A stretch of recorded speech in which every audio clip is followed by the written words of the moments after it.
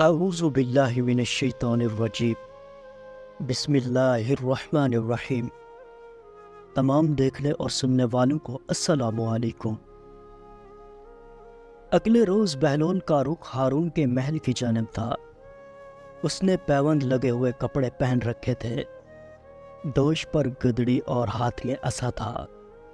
دربان کو معلوم تھا کہ وہ ہارون کا رشتہ دار ہے اور اسے ہارون نے ہی طلب کیا ہے، اس لیے اس نے اندر جانے کی اجازت دے دی۔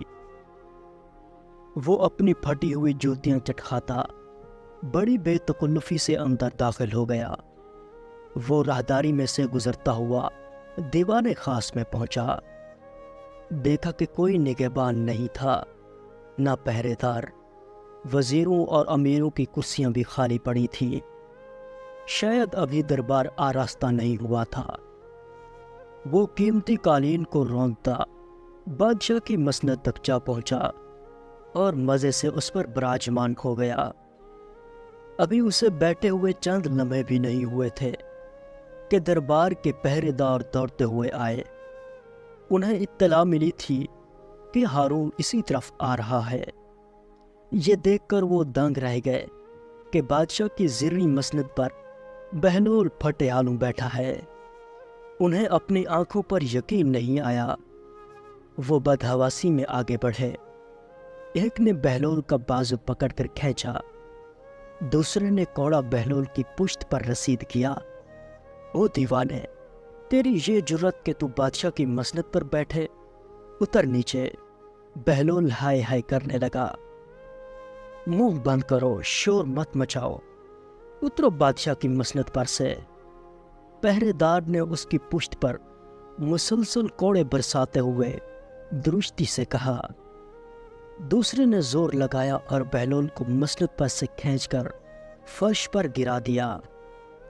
بہلول سر پیٹنے لگا۔ ہے افسوس، صدا افسوس، اف آہ۔ وہ بلند آواز میں مسلسل روتا جا رہا تھا۔ پہرے داروں کی جان پر بنی تھی، لیکن وہ کسی طرح خاموش ہونے کا نام ہی نہیں لیتا تھا۔ اسی وقت ہارون کی آمد کی اطلاع نقیبوں نے دی اور چند لمحوں بعد وہ دیوان خاص میں داخل ہوا۔ اس نے بہلول کو اس طرح روتے چلاتے اور فریاد کرتے دیکھا تو حیران رہ گیا۔ اس نے آگے بڑھ کر بہلول کو فرش پر سے اٹھانا چاہا، لیکن وہ نہیں اٹھا اور اسی طرح روتے ہوئے افسوس افسوس اور ہائے ہائے پکارتا رہا۔ یہ سب کیا ہو رہا ہے؟ ہارون نے ڈانٹ کر پوچھا۔ عالی جان، یہ دیوانہ حضور کی مسند پر جا بیٹھا تھا اور اترنے کا نام نہیں لیتا تھا، اس لیے ہمیں تھوڑی سی سختی کرنی پڑی، پہرے داروں نے ڈرتے ڈرتے بتایا۔ ہائے، یہ تھوڑی سی سختی تھی؟ ارے ظالمو، تم نے کوڑوں سے میری پشت ادھیڑ کر رکھ دی۔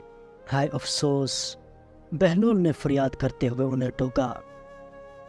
ہارون نے نگاہ عتاب ان پر ڈالی۔ تم لوگ دیکھتے نہیں کہ یہ دیوانہ ہے؟ پہرے دار آئیں بائیں کرنے لگے۔ ہارون نے بہلول کی دلجوئی کرتے ہوئے اسے فرش سے اٹھایا اور تسلی دی، لیکن وہ مسلسل روتا جا رہا تھا۔ ہارون نے بڑی تشویش سے پوچھا، بہلول اس طرح کیوں رو رہے ہو؟ کیا تمہیں بہت تکلیف پہنچی ہے؟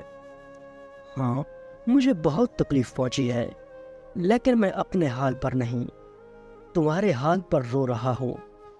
ہائے افسوس، بہلول نے تعصب سے کہا۔ ہارون کو تعجب ہوا۔ میرے حال پر؟ بہلول نے جواب دیا، ہاں، تمہارے حال پر۔ افسوس ہارون، تجھ پر کیا گزرتی ہوگی؟